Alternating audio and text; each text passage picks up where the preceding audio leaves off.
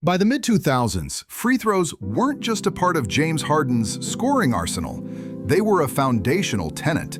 For a while, he broke basketball's math. Harden led the league in free throws attempted 4 times between 2015 and 2020, and he did it without overpowering defenders physically. It was all skill, intelligence, and quickness. But as Harden's methods spread, the league faced a new problem. They had unlocked offensive creativity, but in doing so, they blurred the line between competition and manipulation.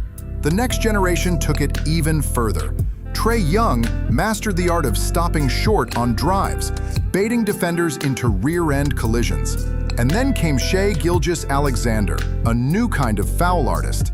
He didn't crash into defenders or hook their arms. He simply distorted his own shooting form, leaning at odd angles, releasing the ball later, or hesitating mid-air, forcing defenders to guess. By the early 2020s, foul baiting wasn't just a trick reserved for a handful of stars. It was embedded in the fabric of offense itself.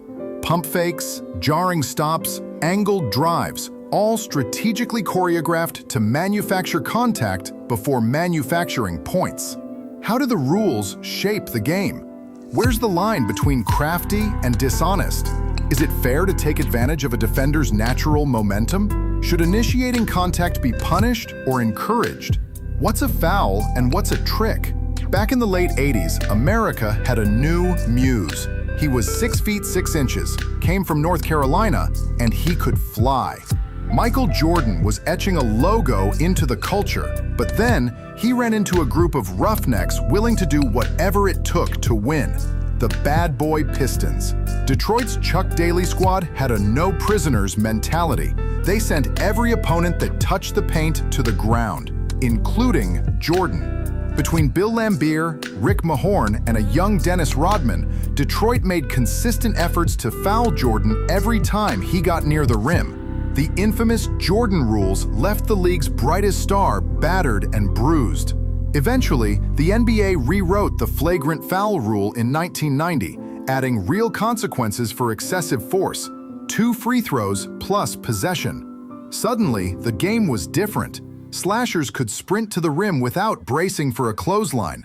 Guards could probe the paint without a forearm to the jaw. And for the first time in years, skill was free to shine through the violence. After Jordan hung up his red jersey, the game shifted back to the Giants. Shaq dunked on everyone, and Tim Duncan banked defenders into submission. But on the perimeter, the game slowed to a crawl. Hand-checking became the weapon of choice, steering opposing guards like cattle. Ratings declined, scoring plummeted, and the league fell into what's now called the dead ball era. Games were slow, crowded, and stripped of rhythm. By the 2004 finals, when the Pistons swarmed Kobe and dismantled the Lakers, the problem was impossible to ignore. It wasn't about player safety this time. It was about marketability. After 2004, hand checks were out, and touch fouls on the perimeter were in. Suddenly, creatives were playing in space. Steve Nash's Suns built the most dynamic offense in league history.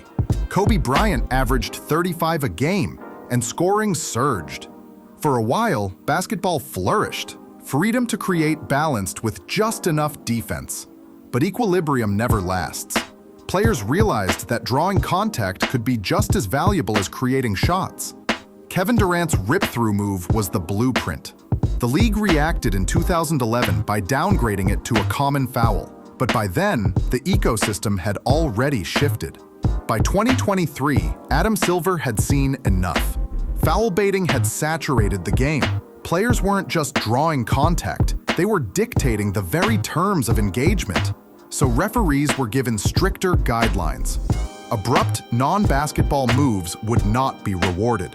Offensive players couldn't veer unnaturally into defenders. Free throw rates dipped, play flowed smoother, and defenders regained a little ground. It wasn't perfect, no rule change ever is, but it was a correction. The NBA nudged the game back toward balance without killing creativity, because that's the process. Push one way, adapt, and the game finds new ground. The NBA will never find a perfect equilibrium. It's a living system, a constant cycle of read, react, adapt, repeat. Every generation leaves the game more complicated and more beautiful than they found it. Eventually, foul baiting will fade into the past, and something else will arise. Some new advantage waiting to be unearthed. And it will fall on us, the community, to diagnose, debate, and push the game forward. The rulebook is open, and the pen is in your hand. And that's what we do here on Playoff Sense. Dive into the stories that shape basketball. If you enjoyed this breakdown, make sure to hit like, subscribe, and join the discussion in the comments. Because this game never stops evolving, and neither do we.